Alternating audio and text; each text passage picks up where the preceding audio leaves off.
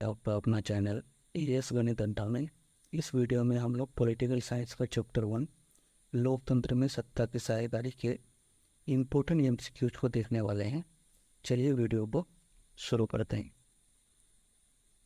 प्रश्न संख्या 1 है, भारत में कहाँ औरतों के लिए आरक्षण की व्यवस्था है? तो इस प्रश्न का आंसर होगा ऑप्शन नंबर डी, पंचायती राज संस्थाएं। अगला प्रश्न है, सत्ता में साझेदारी के प्रमुख कारण इनमें से कौन नहीं है? तो इसका आंसर होने वाला है ऑप्शन नंबर डी, सरकार का कार्यकाल पूरा करने के लिए। प्रश्न संख्या 3 है, इनमें से कौन सा कथन सही है? तो इसका आंसर होने वाला है ऑप्शन नंबर सी, बेल्जियम की राजधानी ब्रुसेल्स में एक अलग प्रकार के सरकार की संगठन की गई थी। प्रश्न संख्या 4 है, निम्नलिखित व्यक्तियों में कौन लोकतंत्र के रंग भेद के विरोधी नहीं थे? तो इसका आंसर हो जाएगा option number D, Z woody. प्रश्न संख्या 5 है, सत्ता की साझेदारी की एक अनूठी एवं सर्वोत्तम प्रणाली किस देश में विकसित की गई है? तो इसका आंसर होने वाला है ऑप्शन नंबर 1, बेल्जियम में। प्रश्न संख्या 5 है, इनमें सत्ता की साझेदारी का एक सही लाभ क्या है? तो प्रश्न संख्या 6 का आंसर होने वाला है आपका ऑप्शन नंबर सी, समुदायों के मत टकराव में कमी। प्रश्न संख्या 7 है, बेल्जियम के किस शहर में स्कूलों में फ्रेंच बोलने पर रोक लगा दी गई है? तो इसका आंसर होने वाला है ऑप्शन नंबर सी, मस्टम में। अगला प्रश्न है आपका प्रश्न संख्या 8, भारत की वित्तीय राजधानी कहलाती है, यानी फाइनेंशियल कैपिटल किसे बोलते हैं? तो वो हो जाएगा आपका ऑप्शन नंबर ए, मुंबई। अगला प्रश्न है प्रश्न संख्या 9, श्रीलंका में सत्ता की साझेदारी से संबंधित कथनों में कौन सही है? तो इसका आंसर होने वाला है ऑप्शन नंबर सी, सिन्हली भाषी बहुसंख्यकों का वर्चस्व कायम करने का प्रयास, ऑप्शन नंबर सी। अगला प्रश्न 10 है, किस देश के सामुदायिक सरकार का गठन करने का अधिकार दिया गया है? तो इसका आंसर होने वाला है ऑप्शन नंबर सी, बेल्जियम।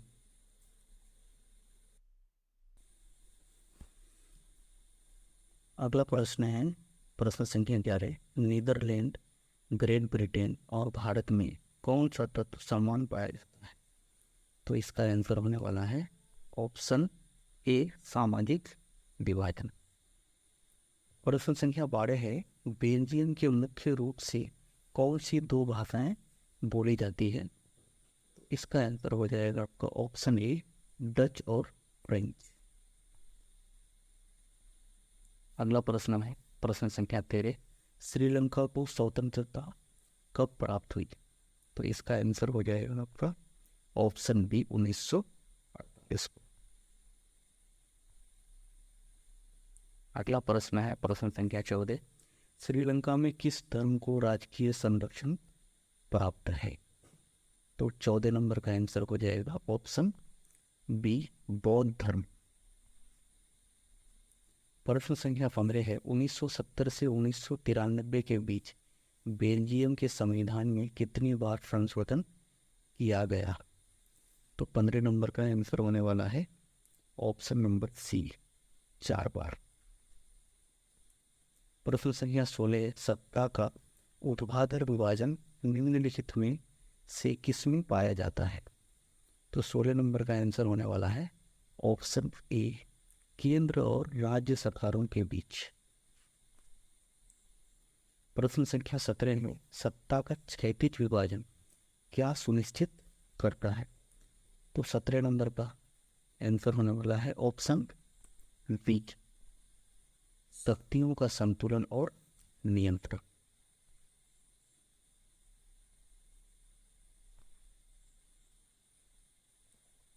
अगला प्रश्न है प्रश्न संख्या 18। गठबंधन सरकार में सत्ता की साझेदारी किसके बीच होती है? तो इसका आंसर होने वाला है ऑप्शन बी, दो या दो से अधिक राजनीतिक दलों के बीच। प्रश्न संख्या 19 है। निम्नलिखित में से कौन सा देश बहुसंख्यकवाद के कारण गृह युद्ध का शिकार हुआ? तो 19 नंबर का आंसर होने वाला है श्रीलंका। प्रश्न संख्या 20 है। ब्रुसेल्स में किस भाषा को बोलने वाले लोग बहुसंख्यक हैं? तो इसका आंसर होने वाला है ऑप्शन ए, फ्रेंच। प्रश्न संख्या 21 है। भारत के संविधान की 8वीं अनुसूची में कितनी भाषाओं को मान्यता दी गई है? तो इसका सही आंसर हो जाएगा 22 भाषाओं को मान्यता दी गई है। अगला प्रश्न संख्या 22 है। लोकतंत्र की आत्मा किसे कहा जाता है? तो लोकतंत्र की आत्मा राजनीतिक दल को कहा जाता है। इसका सही आंसर हो जाएगा ऑप्शन सी। प्रश्न संख्या 23 है। निम्नलिखित में से कौन सामाजिक विभाजन का आधार नहीं है? तो इसका सही आंसर हो जाएगा ऑप्शन नंबर सी, मानवता। अगला प्रश्न संख्या है 24। धर्म को समुदाय के आधार पर मानने वाले व्यक्ति को क्या कहा जाता है? तो 24 नंबर का आंसर होने वाला है ऑप्शन बी, सांप्रदायिकता। प्रश्न संख्या 25 है। सिन्हली को श्रीलंका की एकमात्र आधिकारिक भाषा कब घोषित किया गया था? तो 25 नंबर का आंसर हो जाएगा ऑप्शन ए, 1956 में। अगला प्रश्न है प्रश्न संख्या 26। नेपाल में लोकतंत्र की बहाली के लिए जन आंदोलन कब हुआ था? तो इसका सही आंसर हो जाएगा ऑप्शन नंबर 6, 2006 में। अगला प्रश्न है प्रश्न संख्या 27। जब एक सामाजिक अंतर दूसरे अंतरों से ऊपर उठ जाता है तो उसे क्या कहते हैं? तो इसका सही आंसर हो जाएगा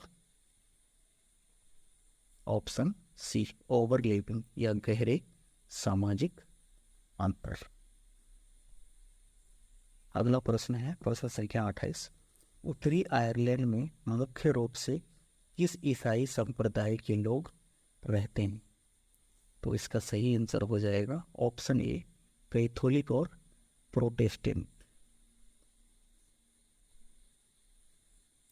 अगला प्रश्न है प्रश्न संख्या 29। अश्वेत शक्ति आंदोलन, ब्लैक पावर मूवमेंट अमेरिका में कब से कब तक चला? तो 29 नंबर का सही आंसर हो जाएगा ऑप्शन बी, 1966 से 1975 के बीच चला था। प्रश्न संख्या 30 है। मेक्सिको ओलंपिक 1968 में विरोध प्रदर्शन करने वाले अमेरिकी धावक कौन थे? तो 30 नंबर का आंसर होने वाला है ऑप्शन ए, टॉमी स्मिथ और जॉन कार्लोस। अगला प्रश्न है प्रश्न संख्या 31। सामाजिक विभाजनों को संभालने के संदर्भ में इनमें से कौन सा बयान लोकतांत्रिक व्यवस्था पर लागू नहीं होता है? तो 31 नंबर का सही आंसर होने वाला है ऑप्शन नंबर डी, लोकतंत्र सामाजिक विभाजन के आधार पर देश को विखंडित की ओर ले जाता है। प्रश्न संख्या 32 है। यूगोस्लाविया के विघटन का मुख्य कारण क्या था? तो ऑप्शन 32 नंबर क्वेश्चन का आंसर होने वाला है ऑप्शन नंबर बी, धार्मिक और जातीय आधार पर राजनीतिक विखंडन के कारण। अगला प्रश्न है प्रश्न संख्या 33। ब्रुसेल्स किसकी राजधानी है? तो 33 का सही आंसर हो जाएगा ऑप्शन ए, बेल्जियम। अगला प्रश्न है प्रश्न संख्या 34। साझा संस्कृति और इतिहास पर आधारित समुदाय को क्या कहा जाता है? तो 34 नंबर का सही आंसर हो जाएगा ऑप्शन बी, एथनिक जातीय समूह। प्रश्न संख्या 35 है लोकतांत्रिक व्यवस्थाओं में निम्नलिखित में से कौन सा तत्व होना अनिवार्य है? तो इसका सही आंसर हो जाएगा ऑप्शन नंबर डी, उपरोक्त सभी। यानी कि समानता भी होगा, स्वतंत्रता भी होना चाहिए, समानता भी होना चाहिए, और विविधताओं का सम्मान और सत्ता की साझेदारी भी होनी चाहिए।